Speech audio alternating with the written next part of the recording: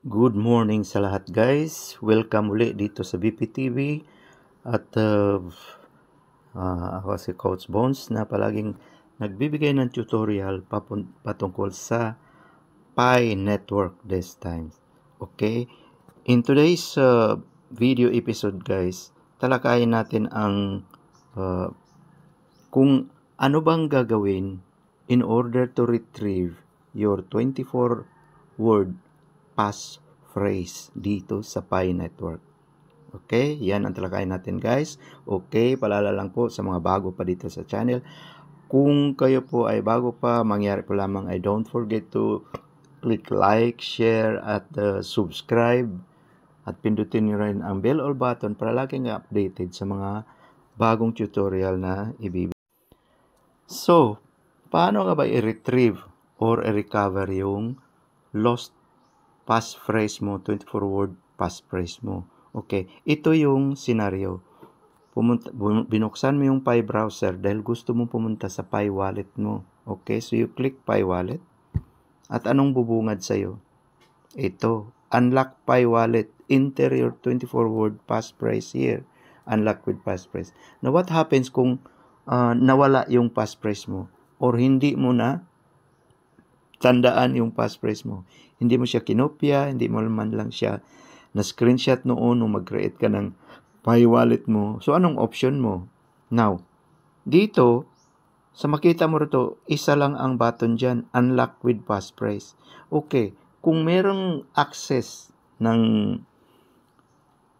fingerprint ang cellphone mo, dahil some cellphones walang fingerprint facility, katulad sa akin, so nakita mo rito, nawalan ako ng fingerprint facility. Dalawa ang button dyan. Meron dyang unlock with passphrase or unlock with fingerprint. So, kung merong fingerprint facility yung cellphone mo, then you're lucky. Ma-retrieve mo pa ang 24-word passphrase mo. I-click mo lang yung unlock with fingerprint. And then doon sa settings, makita mo roon, click yung settings and then show passphrase, makita mo na yung passphrase mo. But sa mga walang fingerprint access, kailangan mo ipasok dito ang 24-word passphrase mo. Hindi mo nga alam dahil hindi mo na or hindi ka pa gumawa ng minute checklist mo. So, hindi mo pa nagawa yung Pi wallet mo. Then, ang only option mo is to do the ones which is said below. Okay? Kung basahin natin to guys, nakasulat dito, as a non-custodial wallet, your wallet passphrase is exclusively accessible only to you. Recovery of passphrase is currently impossible. So, kung wala kang fingerprint facility, then you have no way to recover your passphrase. At ang tanging option mo lang ay itong nakalagay sa baba ng sinabi, lost your passphrase. You can create a new wallet, but all your Pi in your previous wallet will be inaccessible. So, bad luck ito guys doon sa mga naka-KYC na at ang lahat ng balance nila ng Pi ay nailipat na doon sa mainnet wallet nila. Meaning may laman na yung wallet nila. Kung hindi mo alam yung passphrase mo, din lahat ng laman noon ay totally mawala na yon. Pwede kang mag-create ng bago. I-abandon mo na yon at mag-mining ka na lang ulit. Para sa mga baguhan na hindi pa tapos sa mainnet checklist nila at hindi pa rin tapos yung KYC, mga 1 month to 1 year ka pa dito sa Pi, then wala pang laman yung wallet mo. Pwede mo siyang palitan anytime. The other scenario guys na pwede kang mag-create ng panibago is when na-compromise yung Pi wallet mo. Meaning na scam ka dahil sa Facebook, nakita mo yan, maraming advertisement dyan sabing get 614 Pi free. Pag i-click mo yan guys, hinahanap agad yung passphrase mo. Pagkatapos mong maibigay, wala na siyang ibang gagawin, titirik na siya at kailangan mo nang bumalik. Meaning, nakuha na yung passphrase mo. May na-compromise na at hindi na yun pwede gamitin dahil pwede nilang withdrawin ang Pi wallet mo, ang laman ng Pi wallet mo. So, ang option mo lang is to create a new one. Okay, pindutin mo yung create a new one. And then, dito, meron yung create your wallet. Do not press back button until you finish the whole process. Okay? I-click mo yung generate new wallet. Okay? Pag-click mo niyan guys, magbigay siya sa iyo ng panibagong okay, i-click mo nga. Ito ang sinasabing 24-word passphrase. Yung labor, kit, alcohol, collect. Yang mga yan.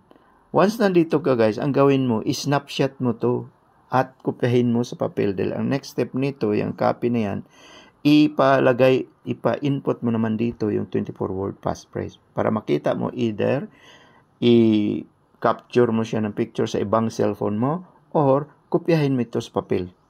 Okay? And then proceed. Just say create or ano pa. Hindi na ako mag-proceed guys kasi bago ko lang na-create yung wallet ko. But the point is, ganito ang pagkuha ng bagong passphrase. Okay? Proceed mo lang dyan kung anong hinihingi dyan. Copy or proceed. Confirm. Yan, i-click mo hanggang sa mag-create yung panibagong wallet mo. Okay? So, ganun lang yun guys. At kung nag-create ka na ng bagong passphrase, kailangan mo itong i-confirm doon sa mainnet checklist. Okay? So balik tayo guys. Okay? Punta tayo sa mine. Punta ka sa mining app. At doon, i-click mo tong 3 horizontal bar sa left side. Okay? At punta ka sa mainnet. Okay, ito yung mainnet mo. Punta tayo sa mainnet checklist. Ayan. So, na-notice mo dyan guys, puro na green ito. Create a Pi wallet. Okay, completed na sa akin. Pwede ka ring mag-create ng panibagong wallet dito by clicking this one. Okay, pagkatapos mo mag-create yung pumunta ka rito sa confirm your Pi wallet. Kahit naka-green na ito yung sa'yo guys, dahil naka-create ka na ng Pi wallet at mai-confirm mo na. Pag mag-create ka na panibago, kailangan mo na naman na pumunta dito sa number 3. Confirm your completed wallet. So, click mo lang yan. And then, open Pi mining. So, click mo tong open at balik ka na naman doon sa hanggang sa mapunta ka doon sa confirmation ng Pi wallet. Okay? Madali lang naman guys. Basahin mo lang at i-click mo lang mga buttons na makita mo hanggang sa sinasabi doon na confirm na yung Pi wallet mo. Dito hindi ko na ipindot guys dahil na-confirm ko na ang wallet ko. Okay? So ganun lang. Simple. Ang point is, sa video ito, paano makakuha ng panibagong passphrase. So ganun lang guys. Create ka lang ng panibagong Pi wallet. Pagkatapos mo mag-create, i-confirm mo rin siya. Okay?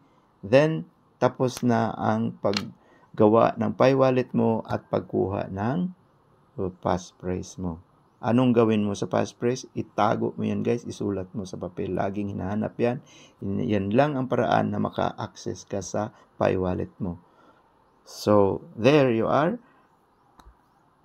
Tapos na tayo sa video natin guys. On my next video ay talakayin ko itong paano gawin itong mainnet checklist. Ano ba yung mga mainnet checklist na yan? Which is napaka-importante dito sa Pi. Okay, for now, hanggang dito lang ang video ito. God bless us all. See you at the top.